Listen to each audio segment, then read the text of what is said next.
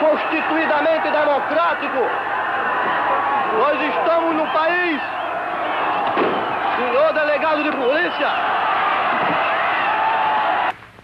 O que estamos fazendo nós para impedir que se coloque diante do povo brasileiro a trágica opção entre soluções antidemocráticas?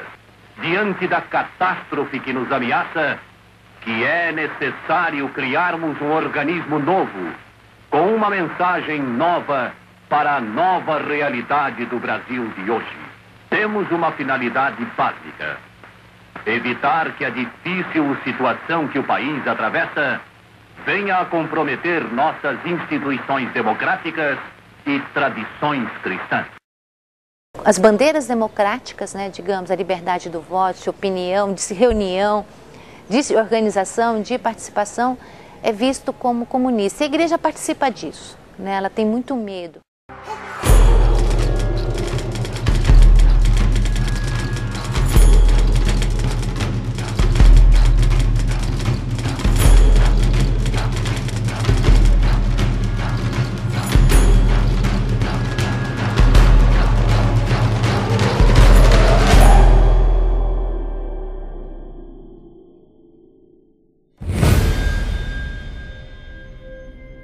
Na madrugada de 31 de março, tropas do Exército haviam deixado os quartéis de Minas Gerais e marchado em direção ao Rio de Janeiro.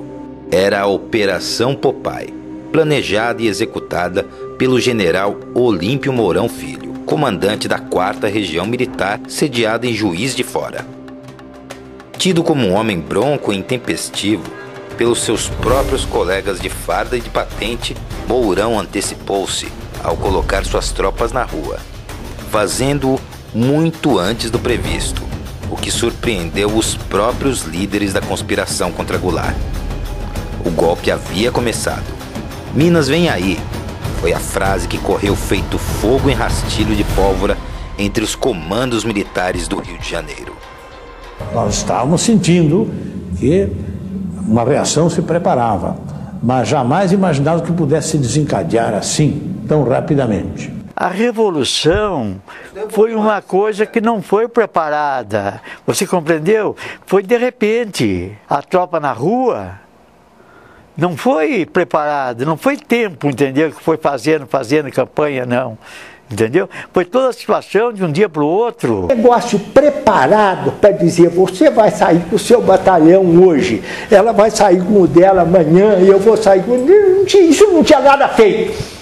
A verdade é o Mourão, que era um homem, desde mocinho foi muito irrequieto. Quando houve lá o desrespeito à hierarquia na Marinha, no Exército, lá depois do dia 13, no dia...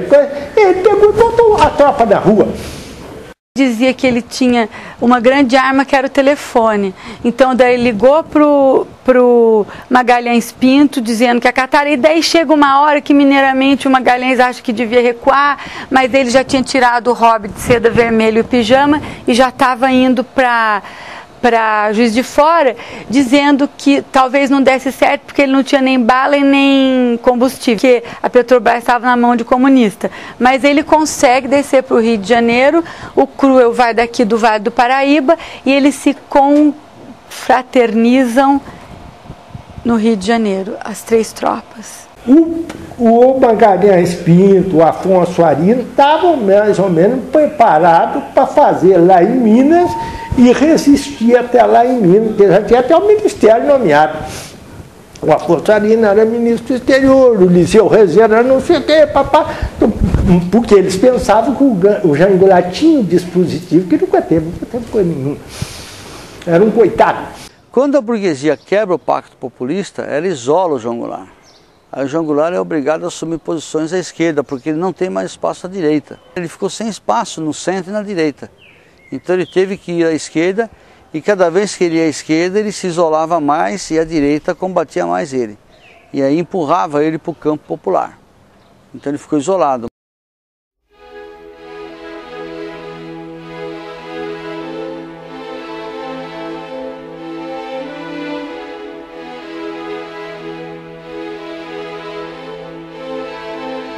Na tarde daquele 31 de março, o presidente da Câmara, o vereador Ézio Pacini, abriu os trabalhos da 16ª sessão ordinária.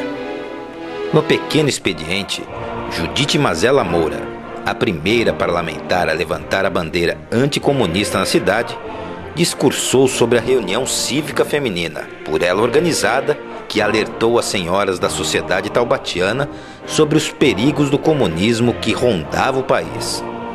Para Judite, Jango era o maior culpado. Alguma noite anterior ao 31 de março, que eu não me lembro exatamente, tá? Que naquela época telefone já era uma coisa assim do outro mundo, né? E que ligaram em casa e eles foram chamados para uma reunião de alguns cidadãos que, sabendo que estava prestes a acontecer alguma coisa, chamaram os dois para participar. Eu sempre fui meio abelhuda, levantei e falei, mas aonde vocês vão essa hora? Porque 11 horas, meia-noite naquele tempo, ninguém saía na rua, né? Já me botou, falou, eu e seu pai temos uma coisa muito importante a fazer pelo Brasil. Então ela também achava que o Brasil estava indo à falência, que alguém tinha que tomar uma providência. Então ela fez uma marcha contra os comunistas. Não tinha lugar que não fizesse agitação. No campo, na cidade, em toda parte. Aqui a agitação era forte. Taubaté é uma cidade meio tranquila, mas o negócio era forte. Marcaram aí uma marcha da família para ver. Foi um negócio que... Me fizeram o mesmo apoio, fizeram em São Paulo, então a burguesia estava tudo lá. O João Goulart foi uma negação, rapaz. Na verdade, eu acho que ele não estava preparado para ser presidente, que isso não é brincadeira. Ele se deixava levar pelos outros, porque todo mundo, faça isso, faça aquilo, faça isso, faça aquilo, ele ia fazendo. Os comunistas estavam assumindo, entendeu, com o João Goulart. E ele não era comunista. Ele queria o apoio. Com isso os comunistas faziam o que bem entendiam. Você acreditava que ele estava querendo impor que ele teve vários contatos com o pessoal da Rússia, aquele pessoal todo lá, né? E a equipe dele era do pessoal todo comunista, né? Todos comunistas. A Revolução veio e cortou. Na direção contrária, Hélio Zanetti elogiou o discurso de Jango no comício da Central do Brasil. Considerou que o presidente estava atendendo aos anseios da população. As pequenas pessoas tradicionais, a igreja, tudo isso, que lutava contra, falava, atacava mais o comunismo. Mas o comunista brasileiro, do estudante, era o idealismo. A gente fala como o comunista antigamente, aquele que defendia alguma coisa. Ao final, os parlamentares foram convocados para a nova sessão ordinária, que se realizaria em 3 de abril. A pátria já estaria mais verde oliva. Enquanto isso, no Rio de Janeiro, Juscelino Kubitschek, como uma última tentativa de salvar o governo, propôs a Jango uma saída política para a crise.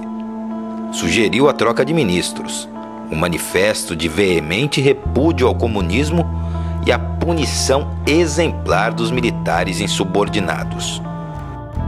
O ministro da Guerra de Jango, o general Amaury Cruel, complementou o pedido, sugerindo o fechamento da Central Geral dos Trabalhadores e da UNE. E para não perder a viagem, a intervenção sistemática em sindicatos. Jango não gostou e repeliu todas as propostas. E a conspiração tomou corpo.